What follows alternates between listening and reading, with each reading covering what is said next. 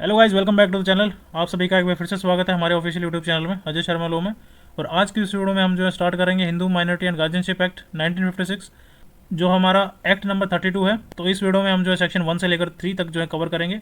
अगर आप लोग चैनल पर नए हैं तो वीडियो को लाइक करके चैनल को सब्सक्राइब जरूर कर लीजिएगा, ताकि आने वाले अपडेट्स आप तक ईजिली पहुंच सकें।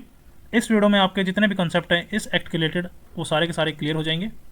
और इस एक्ट को हम जो है 7 से 8 वीडियोस में कंप्लीट कर देंगे। बिल्कुल छोटा सा एक्ट है, इसमें सिर्फ 13 ही सेक्शन है, ज़्यादा नहीं है। तो चलिए बिना किसी देरी के आज के सेशन को शुरू करते हैं। सबसे पहले हम देख लेते हैं intro part of Hindu minority and guardianship act 1956 का। ये जो हमारा एक्ट नंबर 32 है, मैंने पहले ही बता दिया है। और इनेक्टेड जो ये हुआ था वो 25 जो है अगस्त 1956 को हुआ था। और extend to the whole of India, यानी जो ये एक्ट है वो पूरे इंडिया पर अप्लाई होता है। और इस एक्ट के अंदर जो भी प्रोविजंस हैं उसके और वो प्रोविजंस जिस पे फॉलो होते हैं, अगर वो आउटसाइड द इंडिया जो है ये एक्ट उस पर भी लागू होता है, अगर वो पर्सन जो है डोमिसाइल ऑफ द इंडिया हो और इस एक्ट के अकॉर्डिंग जो है प्रोविजंस को फुलफिलमेंट जो है करता हो, तो उस पर्सन पर जो है ये एक्ट एप्लीकेबल हो जाएगा। यानी outside the territory of India it's also applicable. तो आइए डायरेक्ट के थ्रू हम जानते हैं सेक्शन 1 हमारा क्या कहता है। ये हमें बताता है title and extent of this act, Hindu minority and guardianship act 1956। सबसे पहले तो इसका जो हमें टाइटल बताया गया है, it extend to the whole of India and applies also to Hindus domicile in the territories to which this act extend who are outside the said territories. ये जो हमारा Hindu minority and guardianship act 1956 है, ये इसको क्यों लाया गया? क्या इससे पहले हमारा कोई एक्ट नहीं था माइनॉरिटी एंड गार्जियनशिप से रिलेटेड? जी हाँ, इससे पहले हमारे पास जो एक्ट था हमारा गार्जियंस एंड वार्ड्स एक्ट 1890 का। उसके बाद जो है हमारा जो Hindu minority and guardianship act 1956 है वो लाया गया।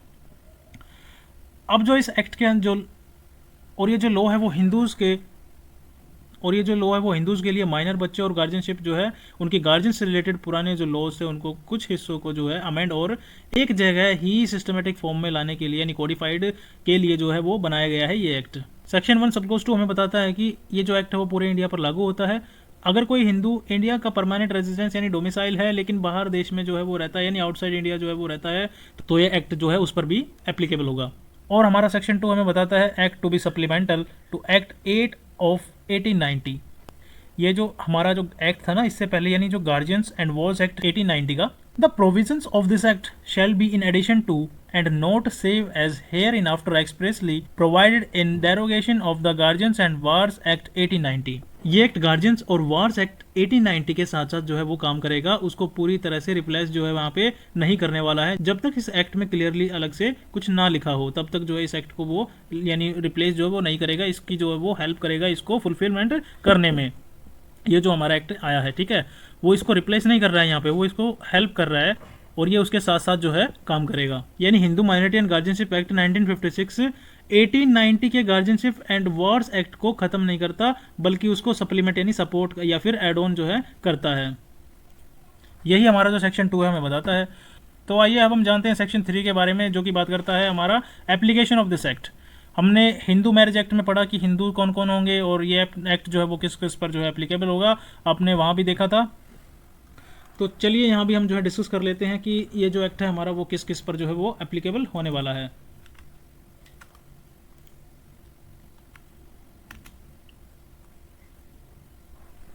This act applies to any person who is Hindu by religion in any of its forms or developments, including a Vaishvas, a Lingyat, or a follower of the Brahmo, Pratna, or Arya Samaj.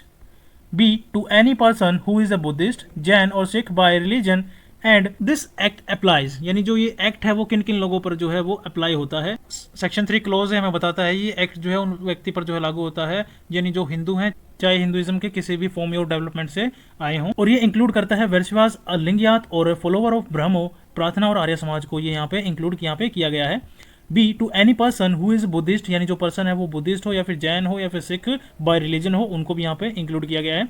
यानी close ए जो हमारा है वो यहाँ पे Hinduism के सभी forms और डेवलपमेंट्स को कवर करता है। और बी में हमें बताया गया है कि ये एक्ट जो है बुद्धिस्ट, जैन और सिख जो बाय रिलीजन है उन लोगों पर जो है अप्लाई होता है। और सी हमें बताता है अगर कोई और व्यक्ति जो इंडिया के उन एरियाज़ में रहता है जहाँ पर ये एक्ट लागू हो और वो मुस्लिम, क्रिश्चियन, पारसी या जू नहीं है, तो ये एक्ट जो है उस पर भी लागू होगा। बस ये प्रूव हो जाए कि अगर ये एक्ट ना होता तो भी उस व्यक्ति पर हिंदू लॉ या हिंदू कस्टम लागू होता किसी भी मैटर के लिए जो इस एक्ट में कवर किए गए हैं। सेक्शन 3 हमारा हमें ये बताता है ये एक्ट जो है किस किस पर एप्लीकेबल होगा। तो आइए अब हम जानते हैं इसकी explanation. The following persons are Hindu, Buddhist, Jain और Sikh by religion as the case may be. यानी यहाँ पर जो बताया गया है कि यहाँ पर दिए गए लोगों को जो है हिंदू माना जाएगा। एनी चाइल्ड लेजिटिमेट और illegitimate both of whose parents are Hindu, Buddhist, Jain और सिख बाय रिलीजन, यानी कोई भी जो चाइल्ड है चाहे लेजिटिमेट हो या इलेजिटिमेट हो, यानी जायज़ हो चाहे नाजायज़ हो, अगर उसके दोनों पेरेंट्स हिंदू, बुद्धिस्ट, जैन, सिख हैं तो उस बच्चे को वही धर्म जो है उसका माना जाएगा, यानी बाय रिलीजन जो उसको चाइल्ड को हिंदू माना जाएगा। सेकेंड, एनी चाइल्ड लेजिटिमेट और illegitimate one of whose parents is a Hindu, Buddhist, Jain और Sikh by religion and who is brought up as a member of the tribe, community, group or family to which such parents belong or belongs. अगर child legitimate या illegitimate हो, सिर्फ एक parent Hindu, Buddhist या फिर जैन या सिख हो और जो चाइल्ड है उसकी जो अपब्रिंगिंग यानी उसकी जो परवरिश है उसी पेरेंट के ट्राइब, कम्युनिटी या ग्रुप या फैमिली ने उसी के हिसाब से की हो, तो वो बच्चा जो है उसी धर्म का यानी उसी रिलीजन का जो है माना जाएगा।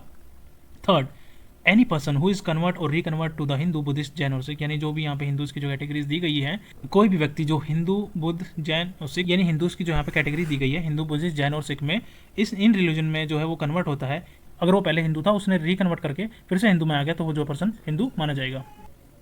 अब ये साथ ही हमें ये बताता है कि चाहे सबसेक्शन 1 में कुछ भी लिखा हो, ये एक्ट जो है शेड्यूल ट्राइब के मेंबर्स पे अप्लाई नहीं होगा। अगर सेंट्रल गवर्नमेंट ऑफिशियल गैजेट में नोटिफिकेशन निकाल कर गए तब ये जो एक्ट है शेड्यूल ट्राइब्स पर अप्लाई होगा। और साथ ही हमें ये बताया गया कि चाहे सबसेक्शन 1 में कुछ भी लिखा हो, ये एक्ट जो है पुंडुचेरी और रिनोन कैंट्स पर भी अप्लाई नहीं होगा। रिनोन कैंट्स का मतलब है वो लोग जिन्होंने फ्रेंच सिविल लॉ चूज़ किया हुआ है, उन पर जो है ये एक्ट अप्लाई नहीं होगा, हिंदू लॉ यहाँ पे अप्लाई नहीं होगा। और साथ ही हमें बताया गया कि इस एक्ट में जब भी वर्ड जो है हिंदू यहाँ पे यूज़ होगा तो उसका मतलब सिर्फ रिलीजियस हिंदू ही नहीं होगा, बल्कि वो लोग भी यहाँ पे इंक्लूड होंगे जो धर्म से हिंदू नहीं है, लेकिन इस सेक्शन के रूल्स के हिसाब से जिन पर ये एक्ट जो है अप्लाई होता है। तो सिंपली यहाँ पे बताया गया कि शेड्यूल ट्राइब्स के मेंबर पर डायरेक्टली जो है एक्ट एप्लीकेबल नहीं होता जब तक सेंट्रल गवर्नमेंट बाय नोटिफिकेशन ना बता दे, और पुंडुचेरी और रिनाउंस कैंप्स पे जो है अप्लाई यहाँ पे नहीं होगा। और साथ ही हमें बताया गया कि हिंदू वर्ड का मतलब सिर्फ धर्म से नहीं बल्कि एक्ट के कवरेज के हिसाब से माना जाएगा यहाँ पे। Thanks for watching guys. तो यही था हमारे section 1, 2 and 3 of this act. I hope आपको वीडियो पसंद आया हो। अगर वीडियो पसंद आया तो वीडियो को लाइक करके चैनल को सब्सक्राइब जरूर कर लीजिएगा ताकि आने वाले अपडेट्स आप तक। ओके गाइस, बाय बाय, मिलते हैं नेक्स्ट वीडियो में।